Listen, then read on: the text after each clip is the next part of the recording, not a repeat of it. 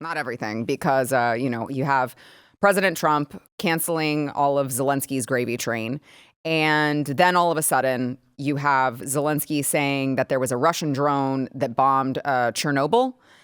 And so there it is right there, the drone strike. So you're left wondering, is this, maybe the deep state working against Trump and his administration? Is Zelensky just saying this because he wants everyone to say, oh, no, Donald Trump's in bed with Vladimir Putin?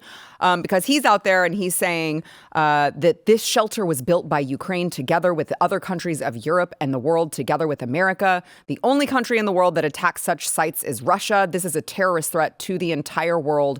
Putin is definitely not preparing for negotiations. Russia must be held accountable for its actions. But Russia said that they didn't do it. So they're like, there's no talk about strikes on nuclear infrastructure, nuclear energy facilities. Any such claim isn't true.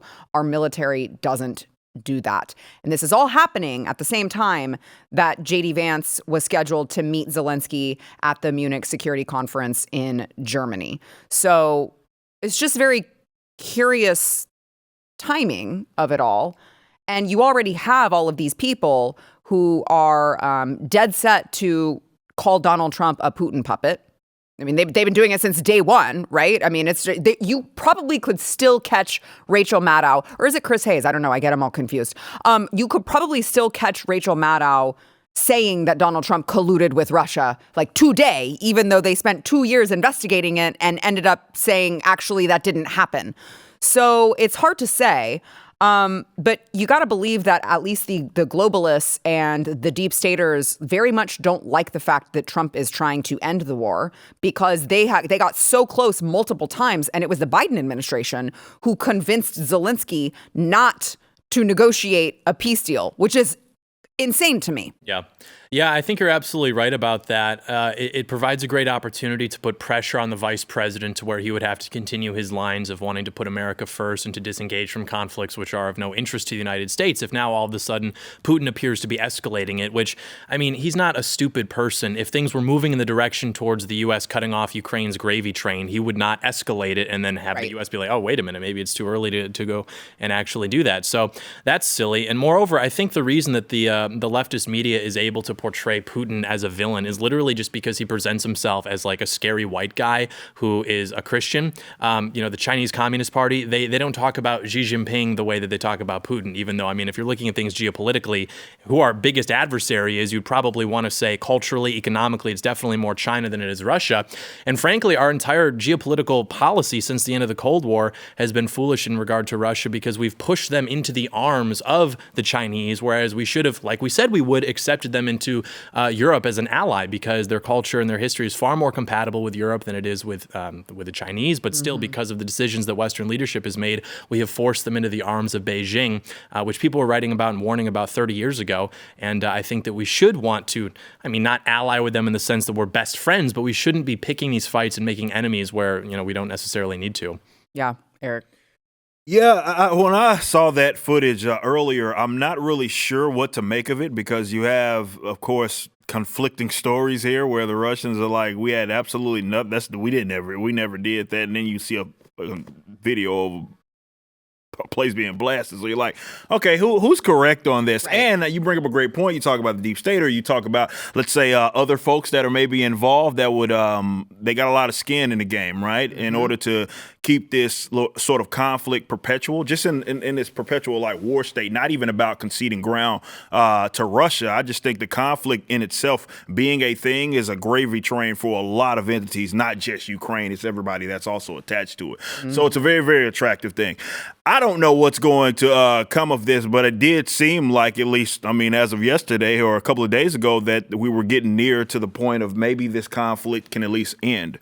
Right. But there's a lot of people that don't want that to happen. And any sort of concession there, even if it means that Russia gains a little ground, is going to be perceived, at least by the folks that, again, want that perpetual war, as some sort of, hey, Russia won and the U.S. aided them, and they're going to try to turn that on Trump and his administration, when ultimately it boils down to us not being involved in this conflict at all. It doesn't have much at all to necessarily do with us. And, deep state going on deep state. Yeah, I mean, it really feels like it's as simple as that when you look at it. And I totally agree with you, John. It's like Vladimir Putin.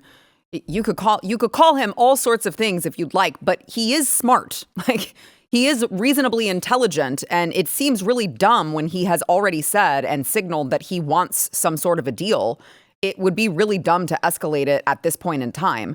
And so you have this buildup, like as soon as Donald Trump was inaugurated. But then you had earlier this week, Secretary of Defense Pete Hegseth said this about Ukraine. Watch. We want, like you, a sovereign and prosperous Ukraine. But we must start by recognizing that returning to Ukraine's pre-2014 borders is an unrealistic objective. Chasing this illusionary goal will only prolong the war and cause more suffering. A durable peace for Ukraine must include robust security guarantees to ensure that the war will not begin again. The United States does not believe that NATO membership for Ukraine is a realistic outcome of a negotiated settlement. Instead, any security guarantee must be backed by capable European and non-European troops.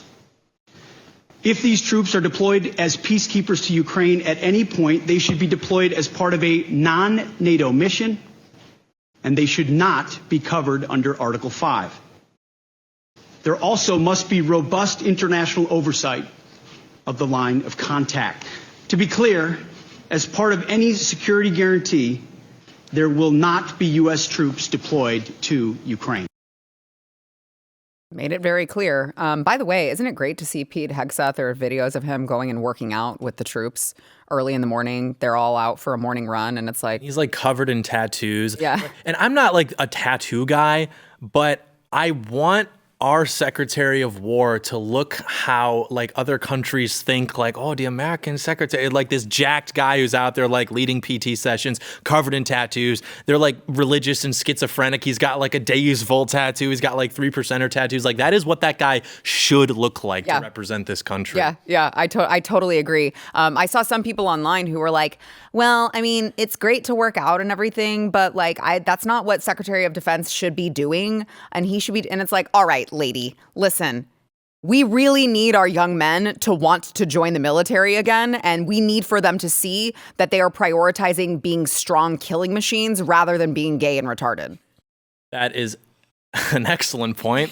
And it's true, like so much of what made the military, and I have no military experience, by the way. I talk about politics on the internet, but I have friends who are in the military, and they say the best part is like the camaraderie. Yeah. And so much of that has been destroyed by what we'll call like HR and bureaucracy, just making it like not fun.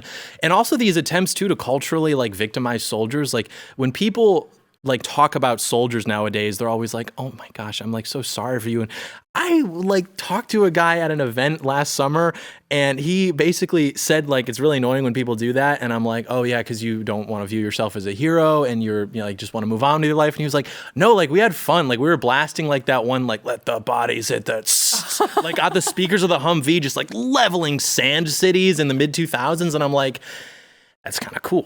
You know, like you're not a victim. That's kind of cool. Yeah. But so you look at, you know, Donald Trump turning off the free money for Zelensky, and you look at what he did with, you know, Ukraine they can receive aid, but it's more of a transactional deal because you've got all these rich deposits of rare earth minerals, oil, liquid natural gas. Like you can get money, but this is going to be a transaction where we get something in return. Watch. We're getting security on our money. We're going to have it secured by, they have rare earth and they have oil and gas and they have a lot of other things. And we're asking for security on our money. So does it mean you are not sending any more They've agreed to it. Ukraine has agreed to it. Does it mean you are not sending any more aid to Ukraine? No, we are, but we want it secured. And the money is going to be secured. When will the U.S. stop sending funding? When will the U.S. stop sending funding? Because if we didn't do that, then Putin would say he won. We're the thing that's holding it back. So, I mean, it's just, you know, it's really that simple, guys. It doesn't have to be for free. We can make this a transactional deal. So Now where we're at is the Secretary of Treasury, Scott Bessent, went to meet with Zelensky in Kyiv, and he said he does have a first draft of this minerals deal, this minerals contract. And he said, you know, I really want our team to work on this document. We'll do everything so that our teams can quickly agree and sign this document. And apparently, this is as of the time of this taping. Obviously, this is all transpiring. So I don't know. It could be completely different by the time you're watching this. But apparently, Vance and Zelensky, they're meeting. At that meeting, Ukraine handed a revised draft minerals accord back to the United States. So it appears that we likely have some sort of a deal, which means the globalists are going to be really pissed because they actually received, to your point earlier, both of you, they actually receive like $15 trillion from lithium, uranium, titanium, oil, liquid natural gas, which, you know, do things like help make your smartphones smart. They help with advanced military equipment, and BlackRock and Zelensky had agreed to rebuild Ukraine's infrastructure as part of a $100 billion agreement that was back in 2022. And they're supposed to be redeveloping all of their roads and their energy sector and their defense and technology industries. So they might be a little pissed about that.